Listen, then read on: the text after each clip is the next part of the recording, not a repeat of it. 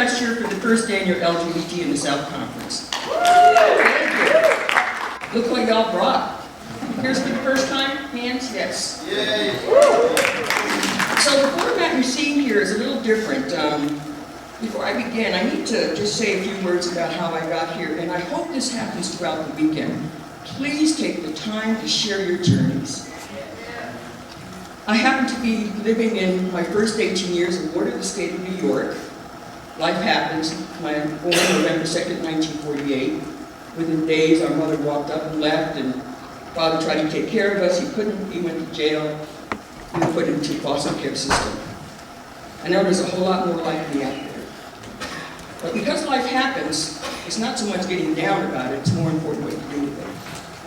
50 years ago to this year, I have to thank my social studies teacher, Jack Hickey, from Mount Pleasant High School in Schenectady, New York. In fact, I'm going to my 50th high school reunion in September. And this might be true for a lot of you. On this particular 40-minute class, in our social studies class, he brought this young white staffer in from a group I've never heard of before, called the American Friends Service Committee, the Quakers. This young staffer told three things that day that really impacted me, but I think, quite frankly, impacted the whole generation, and here they are. The history of the Quakers dates back hundreds and hundreds of years based on the fundamental underlying philosophy of this: equality and justice for all, bottom line. The second thing he said, I didn't quite get at the moment, but I think for those of us of this particular generation living in Schenectady, which is only like 3 hours from New York, we're right smack dab in the middle of that Cuban Missile Crisis, if anyone's old enough to remember. When every week, you know how the sirens go off now, if there's an emergency, a hurricane, whatever, it's just like a trial siren. That went off every week. You either ducked under your desk or you ran home as soon as fast as you could. Bomb shelters were being built. I remember distinctly on the radio hearing last rites because, after all, Russian missiles were sitting down in Cuba, 9 miles from the tip of Florida. That was the world in which a lot of us of that generation were living, so it didn't seem to have a whole lot of prospect about what the future might be for a lot of us. But when he talked about the concept of power of one, anyone who's heard me say this, I'll say it every time as long as I can. The power of one, that each and every single one of us has the potential to impact change that we so choose to act on. That's some powerful stuff to hear when we have a country obsessed about how much money you have, how much power you have, how many people you know. The power of one. And then when you look back on the societal changes and the legal changes that have happened in this particular country, you really begin to grasp and understand how one or two individuals can make a profound difference. But it was really the third thing that made the difference in why these conferences like this are pivotal. The staffer said, oh yeah, by the way, we have an AFSC high school work camp in the Pocono Mountains who would like to go. My hand went up. Because what happens is that you get inspired, someone just jazzes you, you just, like, I want to be a part of something, right? But to then take the time to spend a week on this farm where we picked the food we were going to eat that night. They were bringing resource people in up from the south because AFSC and the Quakers, as a predominantly white organization, was down south as an ally trying to figure out how could we help the cause. But we were reading about Mahatma Gandhi, about principles of Gandhian nonviolence and nonviolent direct action, and how that has been utilized, particularly by people who are always told that that's never going to happen to you in terms of having access to democracy and full equality. So I spent a week there. One of the couples that came up changed my life as well. I think about people. So Jack Hickey, my social studies teacher. Oh yeah, real quick, my Spanish teacher, here's why. I wanted to be a doctor, so I had to take prerequisite foreign languages. Here were my options: French, German, and Spanish. The first two ain't gonna happen. I might maybe understand Spanish. And I flunked it. And I was devastated because if you get an F, you cannot get into a four-year school, blah, blah, blah. But to make a long story short, because I got that F, having heard about the Quakers, knowing we were right on the, too young for the Civil Rights Movement, but on the beginning of the Vietnam War, that was just wonderful confluences when I look back on it. And I want to thank my Spanish teacher, because she did flunk me, and I remember saying this: Spanish, who's ever going to need that? But this couple, Guy and Candy Carowin from the Highlander Center. If you don't know Highlander, Google it. They were this young white folk singing couple, committed to nonviolence and peace. And you know what they were doing? They were down south recording freedom songs and freedom meetings in the black churches as a way to not only show how we can use culture. They said we're culture workers. I never heard of that. What's a culture worker? Guy and Candy Carowin. They're still at the Highlander to this day. I get tears in my eyes about this. Thank you. And then he talked about this folk singer, Joan Baez and Ira Sampro, who had an institute for the study of nonviolence in Carmel Valley. You see what I'm saying? That was the start of my journey. Now, what I've done, and the reason why this format is like this, we have to be in conversation right now. Jack, nothing could be more true. We are in a number of movement moments right now. We have to be in conversation. So I'm going to just give a few. I've just been writing down some things in my mind. How many people were down in Selma? I know we took Warren Wilson there. Some other folks, Jessica, and some people actually did the walk from Selma to Montgomery. And by the way, it's not too late. Put this date on your calendar. August 6th, go back to Selma, go back to Montgomery, because August 6th is the day they're going to celebrate when they signed the Voting Rights Act in Washington, D.C. And since Selma, and standing on that bridge, and Selma just as poor as it was 50 years ago, I've been doing a lot of thinking, not just me, but I want to know, not just me, but where are we? What's happening? We are sitting in one of the most amazing 6-year historic windows of our lives, and everyone gets to be aware that we chose to do it. Because starting from 2013 to 2018, every year that ticks by is a major 50th anniversary or 60th anniversary of one of the major civil rights moments. 2013, 50th anniversary of the March on Washington. To the day, August 28, 2013, our first ever African-American president stood on the exact same spot where people stood there 50 years ago. No, I doubt anyone could have thought that was a possibility. 50 years to the day when we're sitting on the bridge, Edmund Pettus Bridge on March 7th. Here you have John, who was literally almost killed, and then people who dared stand to try to cross that bridge for the right to vote. In tears introducing Obama with the background of the Edmund Pettus Bridge. What would have happened if everyone said, ain't going to make a difference, it's never going to make a difference, never happened? To the day. So I just wrote some thoughts. I don't have anything to say this is the way we should do it or not. That's part of what we're going to do here for this weekend and all across the country. So if you'll bear with me, I'm going to just say what few of these are. I brought a couple of show and tell, and then we're going to sit down and have a little bit of a conversation. I know that we have a few questions we'll start with, and I know we have to stop at a certain time, but if you have a question or a comment, we want to hear that. And I'm here all weekend, we'll be able to have conversation with each other as well. So here's some thoughts on my mind. They're not in any particular order, and some of them, if this relates to you, you'll probably go, yeah, me too. But you know what? You know where my future is right here? What's the child's name? Akoma. What is it? Akoma. Akoma. There's a, bring him up here.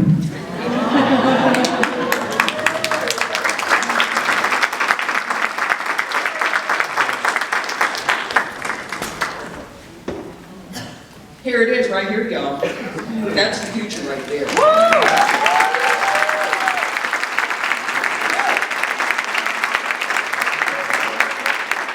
don't know that yet, huh? But you're going to be sitting here for years going, and here's why we do this. I want to put myself out of a job. I have things I want to do. Thank you. Remember the future right there. And how many other people have it? And we used to be that too once. So thank you. I mean, sincerely from my heart. I also want to thank May for my wonderful hospitality. She has a great place. It's at a B&B for LGBT friendly, May, somewhere. But all of you, staff, workers, sponsors, presenters, we're going to be spending the next couple of days. I bring you greetings on behalf of Southerners on the ground. Learn my song, Peeps, staff, whoever. Started about 22 years ago, just as an idea about how we have to change in the South. And we talked about connecting issues of race and class, culture, gender, sexual orientation, ability, that long laundry list. But the key thing we decided, and I think it's critical for going in the future, the intentionality. The intentionality of having a co-director model with parity. The intentionality of bringing in issues that are not just queer specific. But also I want to bring you greetings on behalf of the National Black Justice Coalition, started in 2003. You know, there's a great adage when we do our work, don't mourn, organize, if there's a need, fill it. Why do you think we have all these great organizations and efforts to go on? Because someone had said this thing, well, what would happen if we were to fill in the blank? Or you know what we really need is fill in the blank. Don't more organize if there's a need, fill it. And again, we're doing this kind of format because I think it's a better way in which we can kind of have conversation than just a static me talking to you. And where I first saw this, does anyone remember a little thing called North Carolina Senate Vote 90, 25 years ago when Harvey Gantt ran against Jesse Helms? Is anyone around at that time? Yeah. Well, I just saw Harvey Gantt for the first time in 25 years. He was at Western Carolina University talking about what he's doing now, and rather than standing at a podium, he was sitting in chairs just like this. And I said to Harvey, even though you didn't quote unquote win that election, that was a game changer, because sometimes you lose forward.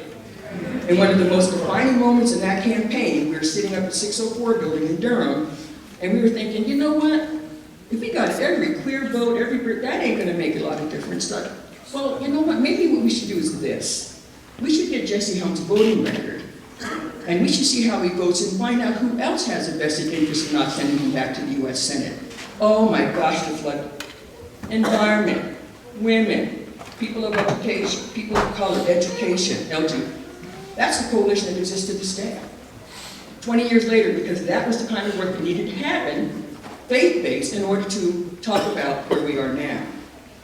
Helms is no longer here, we are.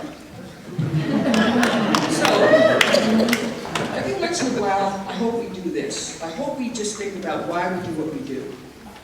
And if you're here for the first time and haven't done a lick of organizing, I don't care. That's exactly what we need. Because what you're bringing to the table is your passion and compassion. You can learn how to do all this stuff.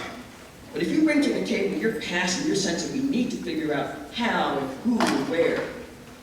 So I was just thinking about this the other day, Bishop. I was sitting here thinking about this. Why do I do what I do? And here's the big picture, like up this far. Everyone should have clean air, clean water. No one should be homeless. No one should be hungry. Everyone should have access to an education. Everyone should have access to health.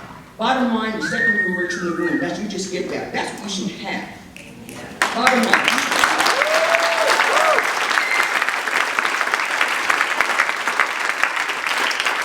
And like I said, I don't want to be working just to keep the office open. I want to put ourselves out of a job. If we do it right now, it might not happen in our current lifetime, but count on this, we're helping to make that potentially possible.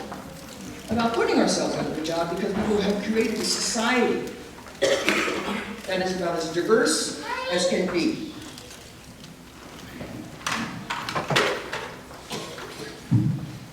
So here's what I'm thinking. And again, there's not some answers or anything. These are just, and I might have some, these are the big broad. I just wrote them in big print. Big broad. And some of them I might have a little, what's the word, something to say. And I have to be careful because there are some things that I am gravely concerned about.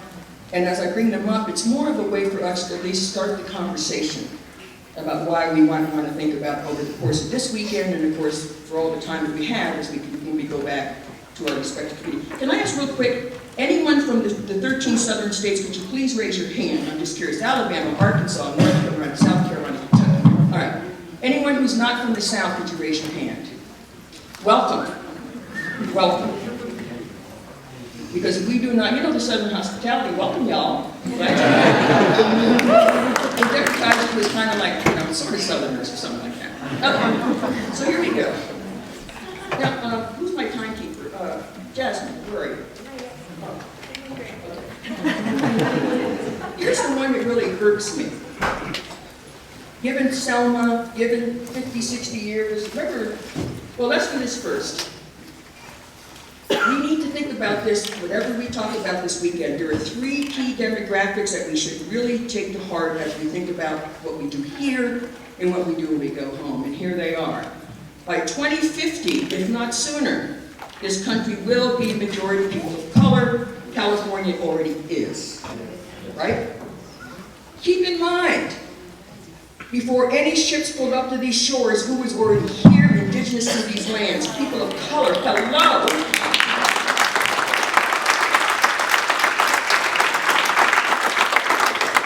How were they treated then and how are they treated now? All we're doing is coming back around the bend. Important to remember. Demographic number 2. Women are now the numerical majority. The reason why these two demographics are important, because when these lands were being first settled, the first set of people who were told not you were women. They could not vote, they could not run for office, they could not serve in the military, jobs were limited, and marriage was anything but equal, based purely on gender. Half the population, not you. Okay, keep that in mind. Then let's talk about the slave trade for 250 years, in which we came as literally as property to this country. All for free labor right here in the South, and up in tobacco. And when we had to fight for the idea of being full citizens and human beings, we had to fight for that. Does anyone remember the Dred Scott decision when they said, this is a free slave? Oh no, we'll never ever become citizens of this country. We had to fight for that, and when we finally got there, what did we hear? The exact same they said to women. You can't vote, you can't run for office, you can't serve in the military. Hell, we couldn't even get married. We had to jump the African tradition of the broom. Based on what? Race and ethnicity. Because we were told the same thing, but not you. So by default, who does that leave? Use your imagination. But here's the amazing thing. If ever there was a time for two sets of folk to be in the same room, the same conversation, understanding why institutionally they don't want to have it, that might explain why we're getting all this pushback. This is a great group of people to be hanging with, y'all, as far as I'm concerned. And here's the other interesting demographic that I'm most excited. I see a bunch of Warren Wilson students sitting by. I went with them down to Selma. And our other colleges were there too. Can I get a show of hands of people who were post-World War II baby boomers, who were born between the years of 1946 and 1964? Please raise your hand. That's our 60s generation, and thank all of those who came before us.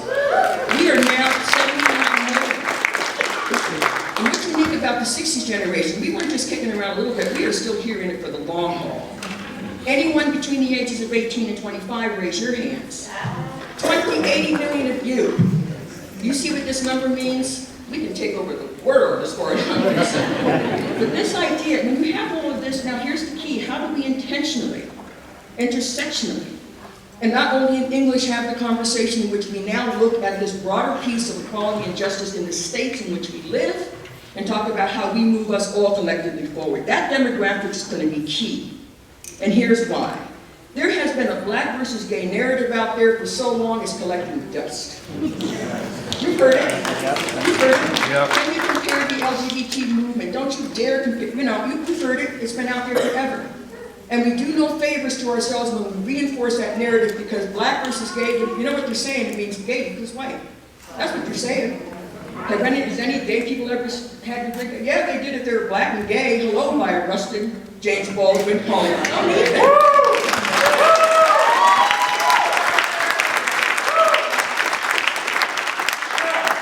And here's another one which I think is critical. There are two names that I always bring up whenever I discuss, and it depends on who's asking the question. I get this from my black folk, and some of it's like, and some of it's, Two names, James Byrd Jr. and Matthew Shepard. Yes. When James Byrd Jr. had a black man from Jasper, Texas, brutally murdered, dragged in the back of a truck, and what was left of his body dumped in front of a black church, a lot of us of color in the queer movement called on our nationals and said, could someone speak out about this because this is a hate crime? What we got back, not a gay issue, Mandy. Keep that in mind. Then when Matthew Shepard gets brutally murdered in Laramie, Wyoming, oh my God, now, yeah.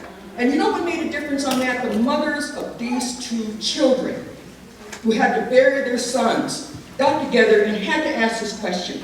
A hate crime is a hate crime is a hate crime. Do not fall into this false narrative that one person gets to claim it and not, and another not. There is now the James Byrd Jr.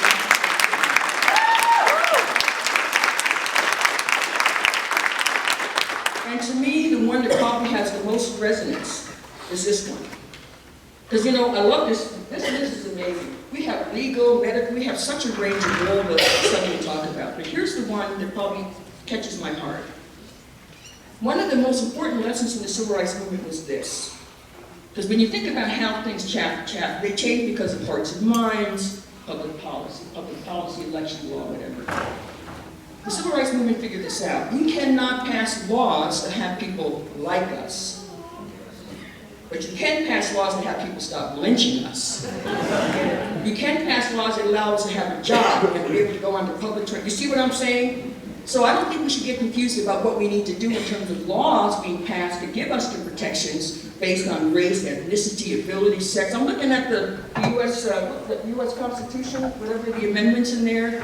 Black men got a right to vote before women. That means they get it. Doesn't mean they got it.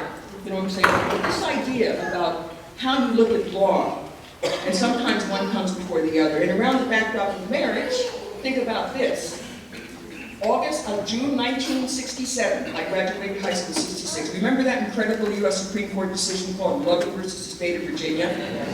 I'm not a lawyer, but if someone told me that one of the most pivotal, game-changing legal decisions in the history of our country was going to be called Loving versus the State of Virginia, I would say you won, but only by one vote. Because it was Richard Loving, a white man, married to a black woman, Mildred Jeter. And the opposition continues to underestimate this thing every single time. They underestimate the power of love. Every time. And I don't mean just between couples. The love of a parent to their children, friends, you know what I'm saying? They always do. And I don't care how many millions you throw at something, because that stuff is intangible. That's like, you can almost touch it. But I want to just give a cautionary note about this marriage thing. And I have to be careful. We had written a thing called Beyond. I support marriage, and by the way, don't call it gay marriage, call it marriage equality. And by the way, we would not be on a fast track had it not been for the societal changes of women and people of color and the legal changes. So don't come and tell me that we're the ones who made it. No, we didn't. But here's the key. I'm for it. On the other hand, I have two questions to ask, and I hope this gets raised this weekend. Why is it that the only way you have access to some 1,500 blah, blah, blah is married, gay, or straight? Why don't we just get that cuts? Why don't we just get that stuff cuts? And let's be concerned that we're now married. And the other one is this about marriage, or domestic partnership. It doesn't mean between romantic. That could be a great-grandmother, grandmother, mother, daughter living in the same household. So we have to redefine what we mean by that. So anyway, so this idea about the marriage. Now this gets, and I'm going to end with this if you want to sort of questions. This is going to be key to me, and I want to be careful about it. I have to be careful about this because I guess I get upset when we have the opportunity to show the diversity in which we have and we don't do it. When you can and you don't do it. And I know sometimes it's just like, I don't know, whatever, no. From this point forward, if we make a pact with each other to say, because we are intentionally doing this, when you think about marriage and who had to battle for that in terms of women and people of color, why am I looking at TV interviews and the only people I'm seeing is white men? I'm asking that in a joke, in a new kind of way, not, why is that? And when you talk about gays in the military, why is it, and thank you Margaret Kemmermeyer and Zoe Chick, otherwise it's all white men. And when I go to my communities of color and they say, Mandy, why should I bother? I don't see me, I don't hear my story. And that black versus gay narrative plays out particularly in Prop 8 in California. Now, this is a lesson learned, this is right. If you know that the media is just waiting for any opportunity to put into this black versus gay or people of color, don't fall into it by having people show up that are not diverse. Please, you don't have to do that. But every time you do, and then people say, well, gay means white, because that's all I'm seeing. And not only in English. And I guess we're at a moment around this whole idea of being in the South. I love the South. I found out my mother was born in Edenton, North Carolina. I did not know that until I moved here in '82. But now that we have this interesting thing about being of, by, and about the South, you get into this concept of what about autonomy and local organizing of, by, and people here? And with all due respect, when I saw this entourage, this like, oh my gosh, the South has been rediscovered, we're going to come down, put a lot of money into it, oh my gosh, we're going to come in, just change the life, whatever. No. No. What would have been nice is thank you so much for all the work you've been doing. Here's all of my money, go for it, thank you so much.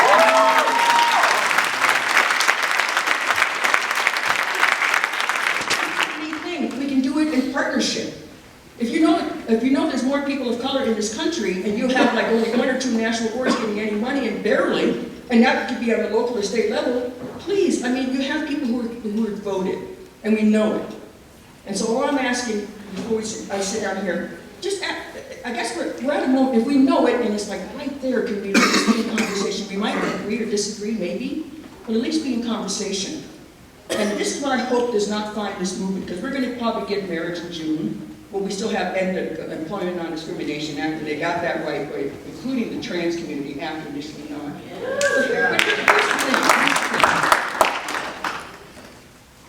I want to have a movement, when we look back now on the Civil Rights Movement, we see the legacy. When we look back on the Civil Rights Movement, women's movement, the disability rights movement, what I hope does not define this legacy is these 5 words because we can afford to.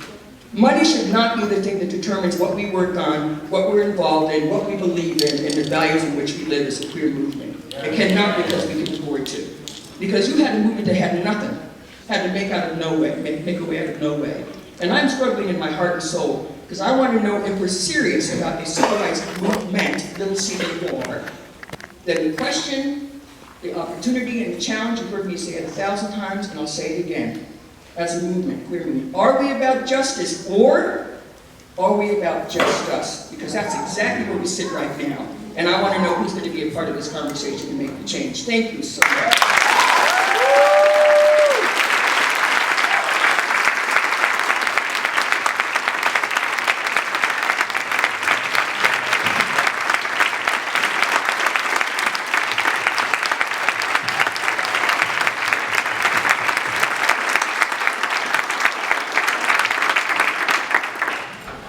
10 minutes. Okay. So now, I'll be popping around and I'll be going to a lot of sessions, so I hope I can do a lot of stuff with you in addition to the short time we have. But thank you for accommodating me. And again, sorry for getting lost. I am directionally challenged looking at something. Mandy, thank you so much for your words. And as we talked about this keynote, we talked about wanting to bring it to a close with a family-style conversation. As Mandy said so eloquently, so much of this weekend is about talking, asking questions. I'm going to start by asking Mandy 1 or 2 questions, and then in the time remaining, we're going to invite anyone who'd like to come up to a mic as you're able to. If you're not, we can get a mic to you. And we have about 10 minutes for this, but as Mandy said, this conversation will keep going. Mandy, you talk about history, you talk about politics, you talk about justice. I'm going to go personal for a second. Can you share what brings you joy in this work? I thought about this morning. I don't know about you, but every morning I wake up and I ask this question: so what can I get done today? And when I was sleeping over at May's, I was writing my notes and I realized I couldn't do it all well. But then I realized, a smile came across my face. Because ever since January, I have been nonstop on the road. And the campuses I've gone to and the people I've met, I was just down at Georgia College. Where's Grace? You had Charles Pearson, one of the first freedom writers, and then Joyce Browning, one of the last freedom writers, who was a white woman. And I'm thinking about that. I think, boy, that was amazing.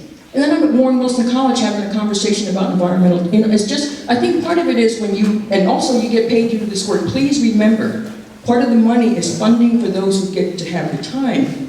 As you know, Jasmine, so frees your time up. And I'm thinking, and I feel awesome. And what you said earlier about those whose lives have been lost. This is the least I can do. And you think about every day when we get up, the least anyone can do is something that tries to make a change. That brings joy to my heart. And I think it's in my blood, because I don't know what else I would do if it wasn't this. Oh yes, and my passion, NCAA women's basketball, go Duke. Now we diverge. I don't want to see one. And by the way, I had someone writing in my car to someone from Carolina, don't eat, talk to the hand. Sorry, I'm just kidding, y'all. One more question and then we'll open it up. Mandy, you've been organizing for 47 plus years. You've probably seen it all. One thing that has been so striking to me in the time since we launched our work with the Campaign for Southern Equality and got to connect with you that way was how open you are. It seems like any idea you're willing to listen to, any voice you're willing to listen to. And that openness strikes me as a rare and beautiful thing. And I wonder if you could just talk about, given the vantage point you have, the perspective you have, what keeps you open to new ideas, new approaches, new voices? And I hope there's others like this as well that have that. I think part of it was, and this is ironic, in the children's home, because it's sort of like a dorm setting, Jasmine. So you don't really have a mom and dad, and everything was really based toward, And I think the dorm maybe had like 18, you know. So everything was based on what was the most convenient to get things done. We ate at the same time, got up at the same time, went to school at the same time. And because of that, you kind of were already built-in sense of just as beyond just me, you know, kind of like how. And I think that was part of it, but I just think some people like, you know, when babies are born, they're just like giggly little babies. Why is that? Why are little happy little babies, you know? I think sometimes it's nature, but I know for me, this is going to be key, and I was thinking about this in terms of organizing. One of the things that I think we underutilize the most is because you don't ask and invite people to do things.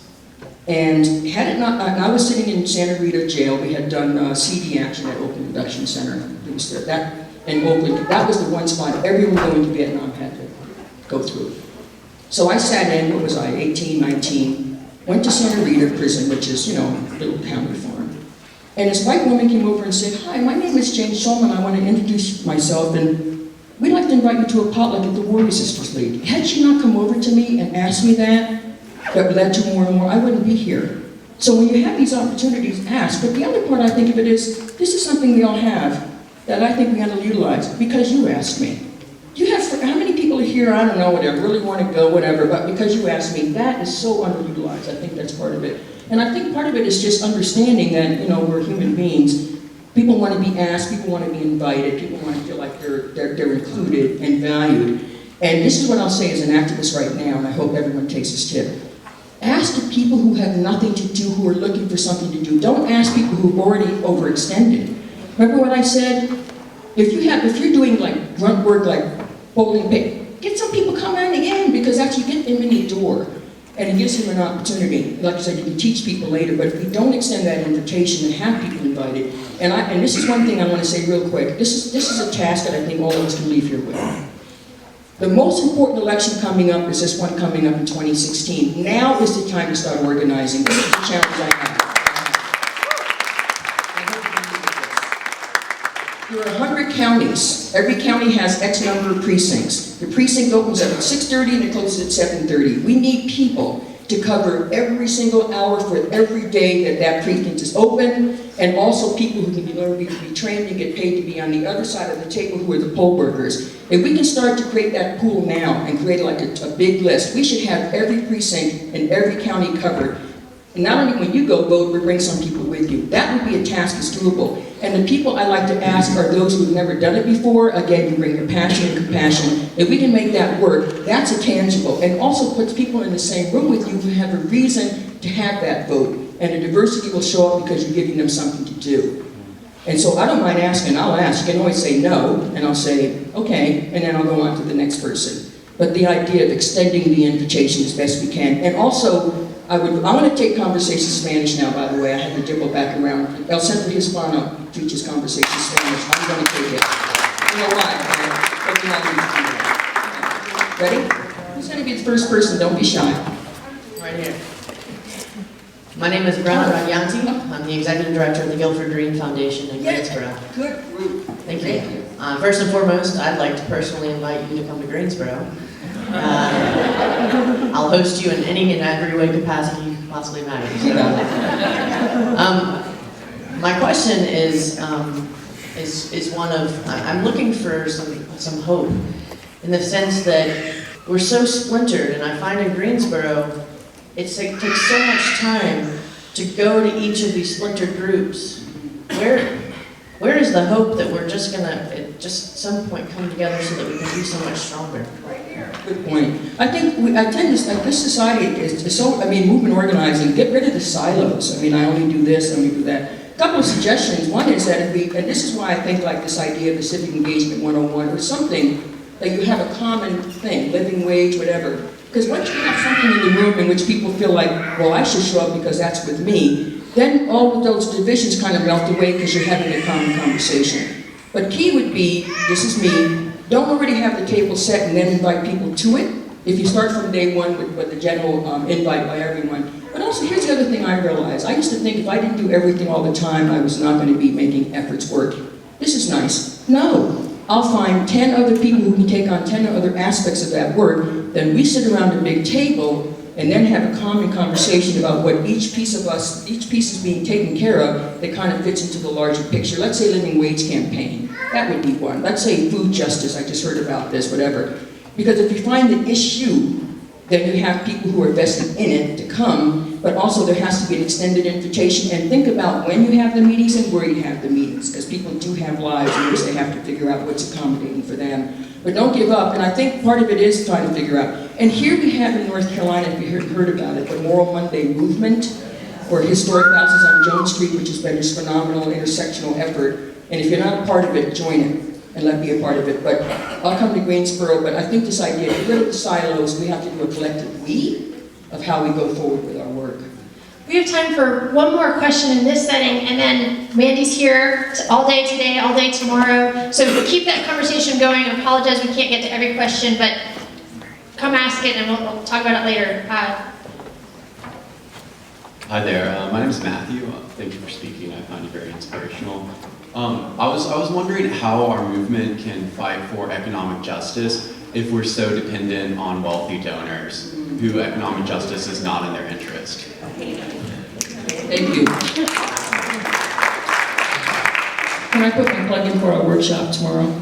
Where's Beth? This holiday? Yeah, thank you. We're going to do our workshop is called Intersections of, what is it, Beth? Low income advocacy and the law. Yes, in the law. First of all, please let's make sure we put into our conversation the issue of class. We make a huge mistake if we don't put class in it. Real quick, I go to the Lincoln Health Clinic in Durham. Who's sitting in that room is black, brown, and poor white. That's who's sitting in the courts too. Well, this idea about depending on wealthy donors. The reality check is that those who have the money, it's more about if you have it, what you do with it. And if you do with it and no strings attached, that's the key. Because this is a society in which we have rich, poor, middle income. The question is, who wants to invest? Right now, had it not been for Amy and Katina, people with the Resource Center for, Resource Generation, whatever, we wouldn't have funding for SONG and NBJC. So I think it's not so much around the idea that you have wealthy donors and not to depend on them. And this gets back to what I said earlier, you make a way out of no way. If you have it, give it. But also I think maybe we need to rethink about what makes movements run. And maybe it's not about the money. It's really more of the personal interaction that has much more of a stronger currency. Who you know, how you interact, what you can do. And I never had it. I know people who do. I know people who give it away. I know people who invest in it. And maybe also there needs to be some one-on-one conversation. What does that mean? The people who know who have it. Because like I said, we wouldn't have an organization if we didn't have those who are willing to give. But also I think organizations can not only rely on money, it has to also be the people power, the investment of your time, the investment of your gifts and skills. And if you have that and balance that out, that might make a difference. And we maybe talk about if you have thoughts and ideas on that. And also, you know, the money, what's the thing you just said, you're giving $250? The Southern Equality Fund that we're launching? Yeah, that. But also the funders for LGBTQ issues have done a huge report. I'm looking at you, Barbara Lau, some other people, where they're going to invest, I think, what, you're going to raise $90 million and put it in the South, keep it in the South, is that way. I mean, money is a currency, but quite frankly, it's the quality of our lives and the integrity that we do is much more valuable. But thank you. Mandy, any closing comments as we head into the conference? Yes. I'm being serious about this right now. We have a couple of key years coming up. And when we're here this weekend and when we go back home to our respective communities, I want us to think about this. 2016 is not only the next presidential election, but here in the state of North Carolina, we might actually get our state back because that's when the governor is up, North Carolina General Assembly and State House.